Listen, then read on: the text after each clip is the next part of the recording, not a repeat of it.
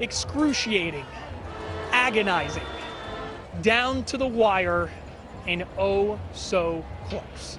The Bulldogs were right there.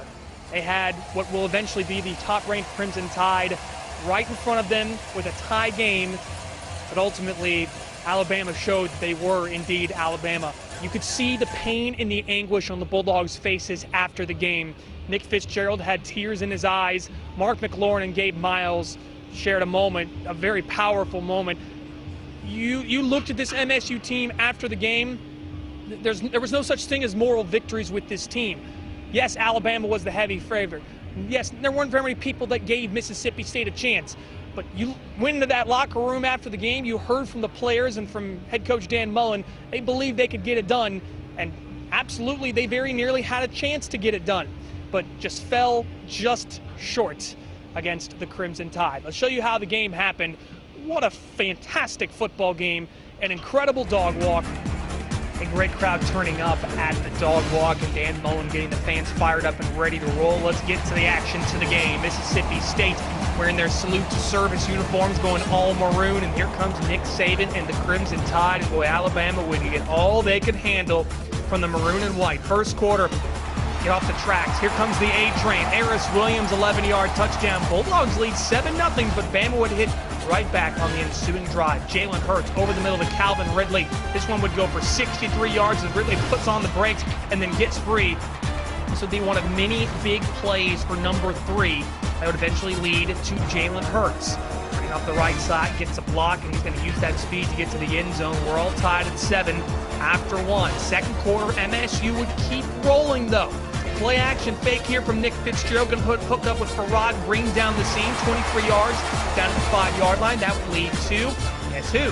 West Point's Aris Williams, 5-yard touchdown. Second one of the night. It's 14-7 Bulldogs, but just like the previous touchdown MSU had, Bama would come right back. And this play, sort of a busted play, but kind of a one you design on the playground. That's Hurts once again to Ridley, all the way down to the 1-yard line. That would set up Josh Jacobs with that 1-yard touchdown run.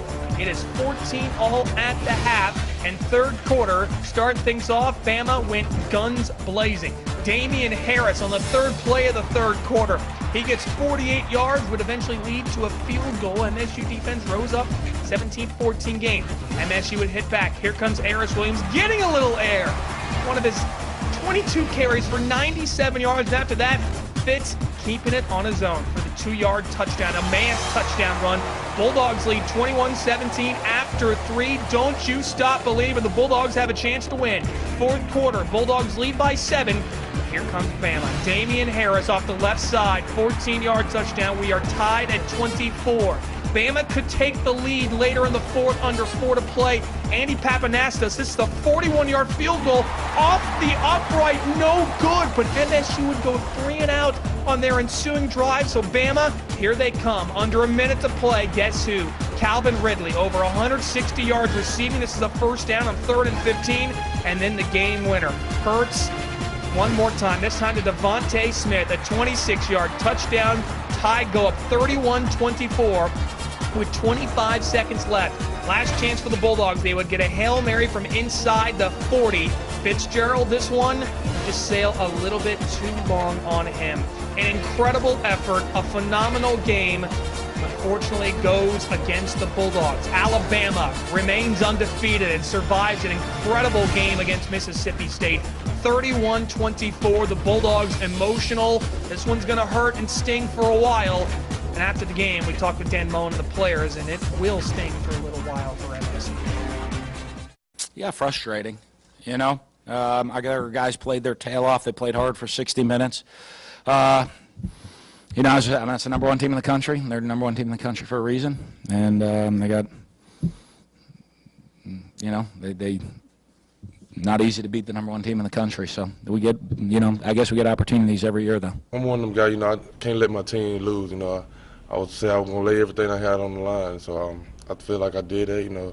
We came up short, but, you know, I feel like I laid it on the line. Like, that was going through my mind. Like, you know, I can't lose. We lost. You know, that's the reality of it. Doesn't matter who you lost to. Doesn't matter how much you lose by or anything like that. You lost a football game that I feel like we should have won. I feel like we could have won. So, you know, just disappointed, sad, but you know, can't linger on too much. You know, we got a lot to go. This one will sting for Mississippi State because they had Alabama right where they wanted them. They controlled the time of possession. They controlled the clock. Defense played well. Yes, they gave up some big chunk plays, but this was the kind of game that MSU could absolutely have won.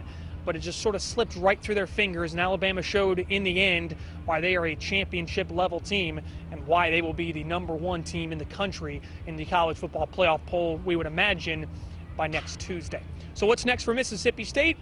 Regroup, get back on track, find a way to win at Arkansas next Saturday, and then the Egg Bowl is just a couple days away after that. Everything's still to play for with Mississippi State. There's still so much to play for. Alabama has everything to play for as well. This game showcased what Mississippi State can be, and there's many more good days to come with this Bulldog football program. We will have much more with Mississippi State coming up Sunday night on WCBI Sports. For now, reporting live here at Davis Wade Stadium, Robbie Donahoe for WCBI Sports.